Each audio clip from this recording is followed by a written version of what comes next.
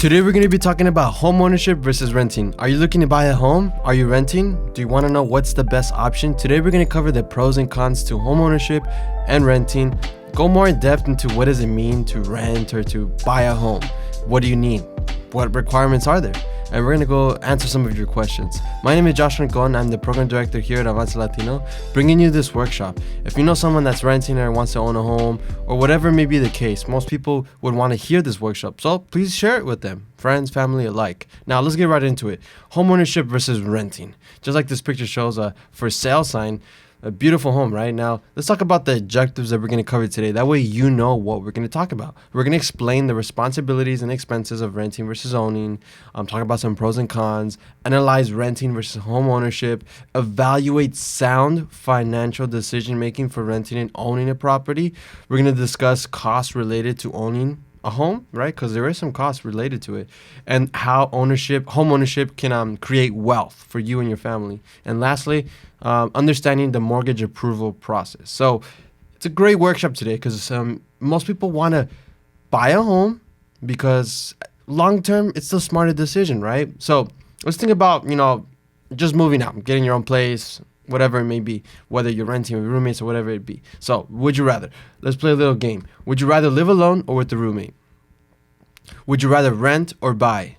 Would you rather have a big house with a big payment or a small house with a small payment, right? These are some questions you should definitely ask yourself before, even if you decide whether you're going to buy or rent. Very important things because they can definitely shift or focus or change the narrative into, depending if you're going to buy or rent, how that might look like, all right? Now, let's talk about some pros and cons of renting. On the left, we have the pros, like the plus sign, and on the right, the cons, negative, right? So let's talk about the pros. Let's start off with the good. So first thing is, you're not responsible for property maintenance. If you live in an apartment complex, you're not responsible to pay for, cutting the grass, fixing if something breaks. You just call up your landlord and they'll fix it. It's mostly if it's not your fault, right? If you go and get a hammer and start destroying everything, then you're going to be at fault. You're going to have to fix that, right? But if something doesn't, something stops working, you just call them over, submit an inquiry. They'll come in that day or in a couple of days and fix it. And secondly, generally, under a rental contract or a lease for 1 year or less, it's usually month to month, 3 months, 6 months, 9 months, 12 months, etc. It creates way more flexibility when you want to move, especially if your rent and your contract is month to month. You literally don't have to wait 6 months, 9 months, 10 months. If next month you want to buy a house, you want to move, you submit the inquiry, you tell them, hey, by next month I'm out of here, right? Month to month. And then lastly, another pro with renting is you don't have costs associated with home ownership, like property taxes, homeowners insurance, but you may have renter's insurance, which is not as expensive as homeowner insurance. I've seen some for like $20 to $30 a month. So it's definitely inexpensive, not expensive at all. Now, what are some cons with renting? Because it's not all, sunshine and butterflies, right? It's not just a beautiful experience renting. You're not the owner of the home. So there's certain things that you can't do to the home. At least you have to request or get permission. Even if you're renting a house, there's certain things you can't do. Even like cutting the grass, you have to make sure that the landlord is okay with it unless they take care of it. So there's certain things you just can't do because you don't own the property. You're just renting it. Secondly, your rent might increase over time. It will increase. How much? We don't know. It depends on where you're living, if that exact area has rent control, if it doesn't, the neighboring, houses and stuff, how much are they renting for? What does the market look like? So there's so much factors that can affect what you pay in rent. So that's why a lot of people like to stay in their place that they're in, because you can only increase rent so much in some places that they have such a low rent payment compared to maybe someone down the street that's paying almost double just because they just moved in and you've been there for years. Because you can only, increase rent as much. You can't like go from 1,500 to like 5,000. But, there are cases where some property landlords or just properties in general increase your rent, a huge increase that makes a lot of people have to move and find a new place. So that's a con. And thirdly, you might not always be able to renew your lease. When your lease is over, maybe there's a new owner and they just want to raise the rent, renovate it, and you might not be able to renew it. So you might not be able to live there anymore. You might have to go find somewhere else. And what if everywhere else is so expensive? Now you're going to have to move even further. That means further from your children's school, from work, and all of that. So it's not the best, right? And lastly, you will not receive federal tax deduction for rent payments. When you own a home, you can deduct the interest that you pay on your mortgage. When you're renting, you can't deduct anything. Unless you have a business, and let's say you have a 2-bedroom, and one of the bedrooms is a home office, then yeah, you can deduct that. But for most people, they don't have businesses, so you can't deduct anything. You can't deduct rent payments. So this is an overall general overview of some pros and cons of renting. As you guys can see, there's some good pros, but there's also some cons. Now, let's move forward into buying, home ownership. Probably one of the biggest benefits of buying a home, which is right here, is it says you may, but most, like 99% of the time, unless you buy a home and within a couple months or within less than a year or two, you try to sell it, you're most likely going to have equity, meaning the value of your home is going to go higher than what you paid for it, which is money that added to your net worth. So what happens? Your net worth goes up. Over time, that helps you build generational wealth. So that's a huge benefit to owning a home, because long term, it's going to help you build wealth. My neighbors down the street, they bought their house for $50,000 and they sold it for, I think, close to $800,000. Just think about that. They bought it in the 50s or 60s. The husband passed away, but the wife was still alive before she sold it, and her kids helped her with it. But she sold it for over, I'm assuming, close to $600,000-700,000. This was a couple years ago, right before the pandemic, and they bought it for $50,000. The power of building generational wealth over time, right? Home ownership. Secondly, once you pay the mortgage in full, you own the home. I mean, technically, it is your home. When you're making payments, you could do whatever you want to it. But after you pay it off, there's no lien on it. The bank doesn't, have the saying, like if you don't make payments, the bank can't come and take away your home. You're done. You already paid it all off. The only thing you probably have to pay now is just property taxes, utility bills, and just stuff like that. And then lastly, your income tax may be reduced. Most likely will be reduced because your mortgage interest, what you're paying an interest on your mortgage, and property taxes are generally tax deductible. Obviously, always talk to your professional tax person, CPA, whatever, and have them view your personal finances so they can give you a better answer. Now, there are some cons to owning a home, believe it or not. Although most people want to buy a home, there's some cons, right? Firstly, is that for depending how much you put in down payment, if you put less than 20%, which most people don't put 20%, you're going to have to pay for what's called a mortgage insurance, which depends on how much you paid for it. It just varies. There's no exact number. And another type of insurance you're going to pay on the home is homeowners insurance, which is a lot more than renter's insurance. Not a crazy number, but it's it just depends. There's so much factors. I don't want to throw a number out there because it just depends, honestly. It depends what state you're in. For example, right here in California, there's earthquakes. So on top of your regular insurance, you could technically add earthquake insurance. Or if you're in another state that has, tornadoes or hurricanes or whatever. So those are insurances that are added on top of your general insurance. So insurance is definitely needed, and you definitely need that insurance because something happens, whatever may be the case, you want to have that peace of mind that you have insurance. Second thing, buying a home requires more cash up front for a down payment. When you rent an apartment, generally all you need is the first month's payment and then the deposit. Some places require the first and last and the deposit. Some places say if you move in this month, first month is on us. First month is free. You just got to pay your last and then just your deposit, or all you got to pay is your deposit. Or some places, if they're really desperate, you don't pay anything the first month. So compared to owning a home, buying a home, you have to pay. There's no oh, you don't have to pay anything. But you have to pay closing costs. You have to pay a down payment. You have to pay for the expansion. Make sure that the house is in good condition. So there's a couple of expenses you got to, put up. And unless you're a veteran, you could do something what's called a VA loan, where you put a 0% down payment, literally nothing. But there's still expenses. There's still going to be expenses. It's going to require more money. You're going to have more money in the bank, because with rent, usually they don't try to ask for what you have in your bank account. They just want to make sure that you're making generally 2 to 3 times more the rent, plus that you have a good credit history. But with the home, you got to be making a good amount more than the mortgage. You want to keep it under 30%. Possibly if you could, under 25% of your income, your mortgage. But most banks do anywhere from 30 to 35% that they approve.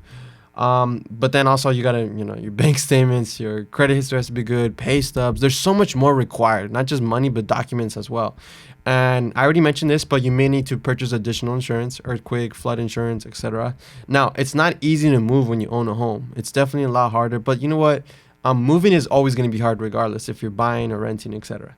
And lastly, you may have to pay a monthly condominium or homeowners insurance, not homeowners, home HOA fees or homeowner association fees. So if you don't buy a regular house, let's say, or even if it is a regular house or a condo or a townhome and it's in a gated community, usually they have this thing called HOA fees, which it varies again. It could be as little as $50 a month to as much as $1,500 a month. Depends what city, all the amenities. Basically what that is the whole community paying a fee. Let's say it's $100 a month, so that it can pay for all the maintenance of the properties. For example, people that come cut the grass, it will cover that. It will cover the cost of upkeeping the maintenance on maybe like a pool, a playground, jacuzzi, community room, stuff like that. So those are some cons in owning a home. But at the end of the day, buying a home long term is always going to be the best long term. Now, that does not mean that you should always strive to try to buy a home right away. Maybe you're not ready yet. Maybe it's not the best time. Maybe the market is not in the best time. Like right now, homes are so expensive and the interest rates are ridiculously high. So it might not be the best time for most people, but for some people, they feel like they have more negotiating power so they can lower the price on their home. So it's just, at the end of the day, it just comes down to your financials, doing the research. If you can find a good deal, even in this market, why not, right? Because you could always refinance. But if you could get it at a good price, you could always refinance, right? That's always an option down the line. Now, what are some costs when you start renting an apartment and a house or whatever it is? So you're going to need a security deposit, like I mentioned. There's some fees, like the application, credit report. They run your credit report, background check sometimes. If you have a pet, they require a deposit on top of your regular deposit just to have a pet. So a pet deposit is usually not that much, $100, $200, etc. You have to connect your utilities, your first month's rent. So it's not cheap. Buying a home is expensive, but renting is also expensive, especially if you're in a state like California. It's a couple $1,000s you're talking about here. Now, monthly costs. Some things, well, obviously you're going to pay rent, utilities, depending how you negotiate, how it is set up, if you pay utilities or not, but that's a possible fee you have to pay. Renter's insurance is optional, but definitely recommended. And then fees, if you have to pay for parking, if you need extra parking, pet fees, storage fees, etc. There's different types of fees. Now, when buying a home, what type of costs are involved? The biggest one is what's called the mortgage, which is a loan that you get from the bank. And you use this to buy a home, right? And there's a lot of programs out there that help you with first-time homeowners, down payments, programs, and etc. That on top of whatever you're putting as a down payment, they can add more, or there's just so many ways to help you, especially if you're a first-time home buyer, which that doesn't necessarily mean it's your first home ever. Usually you haven't bought a home for the last 3 years, right? And the home you're buying is for you. It's not going to be a rental property. It's a first-time homeowner, right? You have to live in it. Now, within the mortgage, there's 4 things, right? When you're going to make your monthly home payments. That way, if you're interested to know, what do you pay when you own a home? Well, you pay the mortgage. And the mortgage consists of 2 things, which is the principal, which is the actual amount that you have to pay, plus interest. So principal plus interest. It's the same thing, same concept when you're buying a car and you have a loan. There's principal and interest. So there's interest and principal, right? So if you borrowed $500,000, you're always going to have to pay that 100% back, $500,000. But on top of that $500,000 that you use to buy a home, you're going to have to pay interest, which depending on the interest rate, the term will determine how much you end up paying. And then the last 2 things is insurance, homeowners insurance, and taxes, property taxes. Now in California, I think the average is below 1%. I think it's like a 0.71 or something like that. So every state is different. Not every state is the same. Every state has different percentages on their state tax, right? So just to keep that in mind. Now, I want to look at this example. Now that we learned and we talked about renting, home ownership and everything, I want to talk about this example and go over it and see what you guys think, right? So Jay is moving out on his own next month. He found a great apartment for $1,700 a month. His total net income means what he makes after taxes. So what he really makes is $2,500 a month, and his current expenses, between his car, food, entertainment, cell phone, are about $1,000 a month. Jay is signing the lease today. Is his choice wise? Yes or no? Do you guys think he should sign the lease? Is this wise? What do you guys think? I'll give you a couple seconds. The answer is it's unwise, because with simple math, you'll see that he's only making 2,500, but if his rent is 1,700 and he spends around 1,000 a month on his expenses, he's spending more than he makes, which is not good. Now, what can he do to fix the situation? He could not move out yet. He could wait. He could save up more money. That's one option. Another option is find a better paying job, because I mean, $2,500 a month, especially if you're going to pay $1,700 a month. I'm assuming he's living like in California. $2,500 a month is not much. So he definitely needs to find a better paying job. That's another option. Another option could be maybe getting a studio instead of a regular apartment. Maybe a studio, which would be maybe like $1,300-1,200 a month, depending on the area. Maybe $1,400 a month. Or he could go ahead and get this apartment with a roommate, which they can split the cost in half. And then the last thing, which should be his first option, what he should really do is lower his cost. If he's spending over $1,000 a month on food, entertainment, cell phone, and his car, either he has a way too expensive of a car payment, he's spending way too much on food, or he's going out too much with friends, for entertainment. So in cell phone, there's really not much you could do. Usually people, unless you pay for the phone cash, you're still going to pay some monthly bill. But the food, you could cook more at home. Your car, if he has an expensive car payment, that he should have not gotten that. And entertainment, you can control that. So that's what I would, if I was in Jay's position, that's what I would do. I would stay, I would wait, save up money, find a better paying job before moving out, lower my expenses, and then get an apartment. Now, let's look at the example number 2. This is for someone that wants to buy a home. So maybe you want to buy a home, right? So this might apply to you. So Michelle graduated from college several years ago, and her career as a speech language pathologist is going well. She works for one of the largest clinics in her area. Since she has started working, she always rented a studio apartment to save on costs, but now she is ready for more space. She has been working with the home ownership counselor, which, like I told you guys, if you're a first-time homeowner, well, basically you haven't bought a home in the last 3 years and you want to buy one for you to live in, there's a lot of programs out there. They can counsel you one-to-one, talk to you, see your finances, and help you help you achieve your goal of buying a home. So that's what she's doing. And she decided to buy next year when she will have saved up enough to put a 10% down payment on the home. Michelle will buy a house next year. Is her choice wise? Now, we don't know the economy, how it's going to do next year. We don't know a couple other things. So not thinking about that, just pretend everything's going to stay the same or not change as much. Is she making a wise choice or not? The answer is she is making a wise choice, because she has a great career. She's so that's stability. So I know for sure she's going to have a job for the long time. Since she started working, she's always rented a small studio apartment. So she's saving money. She has a good mindset.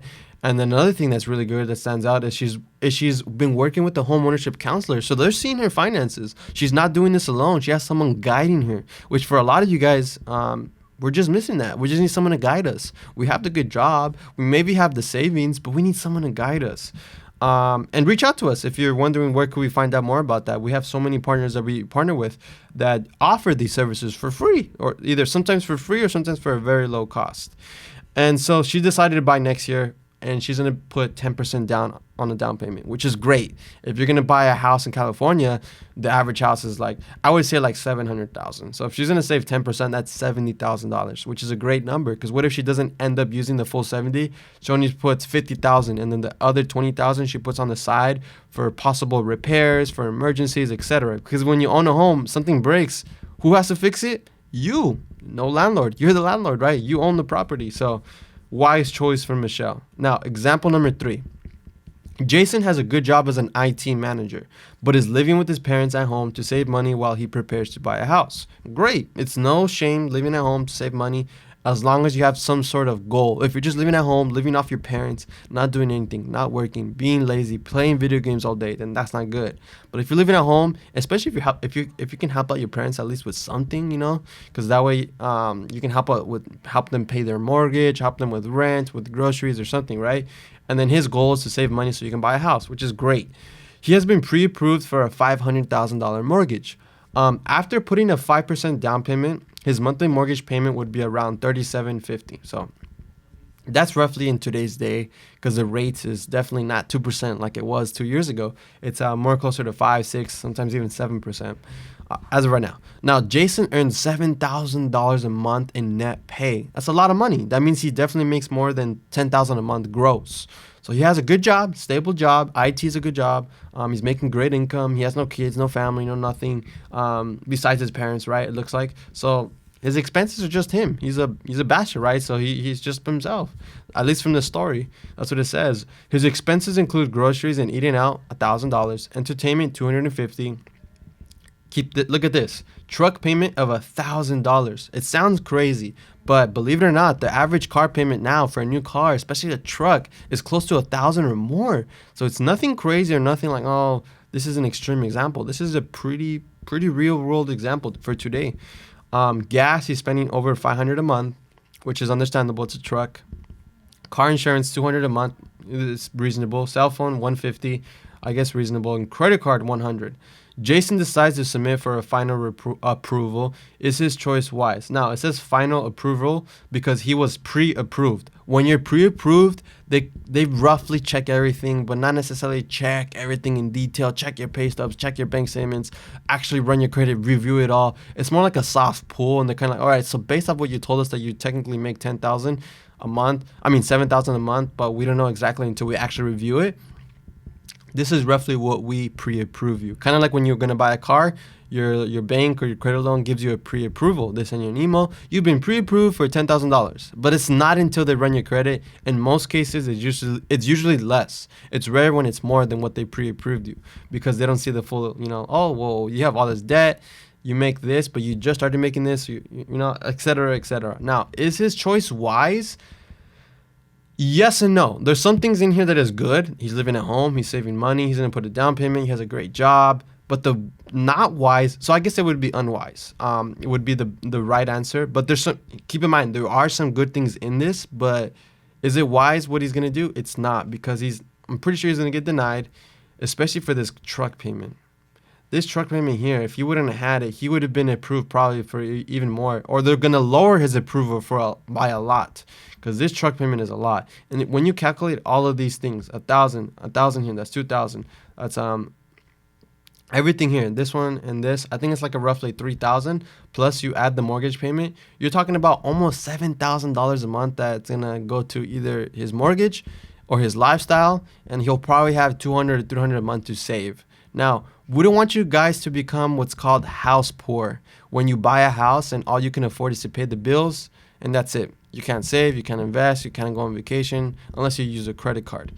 Just like Dave Ramsey calls it, a lot of people are house poor, where you have a house, you own a house, you're paying for it, but that's all you can afford is to pay for the house. In this case, it would be smart for him to continue staying at home or renting until he can get rid of that truck, lower his eating out. $1,000 a month just for himself. He's definitely going out clubbing, going out to bars, going out with friends a lot. Like, if you're just going regular grocery and just occasionally going out with friends, you're not spending $1,000 a month just for yourself. He's living that bougie lifestyle, right? I mean, I get it. He's making good income. He's single. He wants to, enjoy his life. But if he gets a smaller car or even like a used truck, or even if, let's say he could drastically change this up if he were to pay a car cash, so no more truck payment. That's $1,000 he frees up. Gas would probably be half of that, so $1,200, $1,250, because when you buy a smaller car, you're going to spend less on gas. His insurance might be a little bit less. Eating out, he could definitely do half of that, $500 a month. So you're talking about almost $2,000 a month we freed up for Jason just by changing his lifestyle.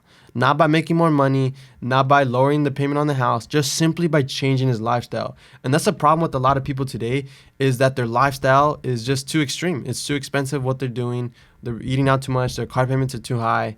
But if you were to change a couple of things, tweak a little things, then you're going to be set for life. And you'll be able to save, invest, enjoy life, go on vacation while you're still owning, being responsible, paying off your house, etc.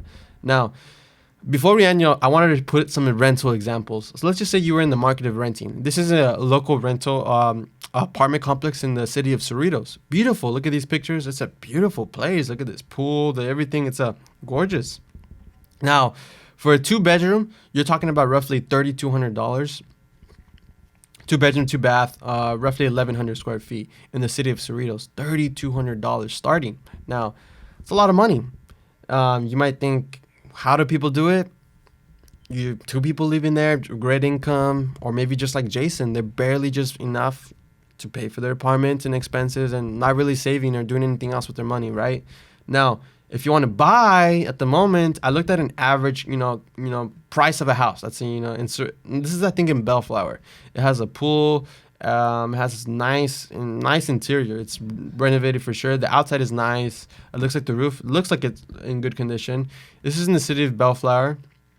It has 3 bedrooms, 2 baths. It's roughly the same square foot as the apartment, just a little bit bigger, 1,300 square foot, but it's almost $900,000. Now, in today's market, with the interest rates, and if you I think I put here like a 5 or 10% down payment, your monthly payment would be $6,300. So basically double the cost of this apartment. So I can see why a lot of people are renting, because although it's expensive, $3,200, most people cannot afford this, especially right now, right? I know right now it's in a weird time because the house prices, this house probably a year or two ago would probably sell for $650, maybe $700, but it's almost $900,000 because it's not that big. 1,300 square foot is not that big. 3 bedrooms, 2 baths. It's nothing crazy. I know it has a pool, but pools don't make a house go worth over $100,000 more. Maybe $20,000, 30, but not something crazy. But yeah, and then the interest rates generally are probably like 4 to 5%. Right now they're close to 6 or 7%. So even a drop in just 1% can change that payment by a lot. So there's a lot of factors. Keep this in mind. This is a real world example. What some people do is they buy a duplex that probably costs the same as this, has 4 bedrooms, 2 baths, a little bit bigger square foot. The payment, let's just say it's like $6,000 a month, but it's 2 different families and they're able to pay, $3,000 each because it's more affordable compared to this $6,000 a month. And this is counting the mortgage, insurance, property taxes, everything. So don't just think it's the actual mortgage. It includes everything because the actual mortgage is just roughly under $5,000 a month. Now, here are some benefits, just again going over like renting versus buying. When you're gonna rent, if you're only gonna rent for like a couple of, these are some good tips right here. So if you only plan to live in the area for less than 2 years, you shouldn't buy because all that money you're going to put down fixing it, you're not even going to touch. Like, it's just 2 years.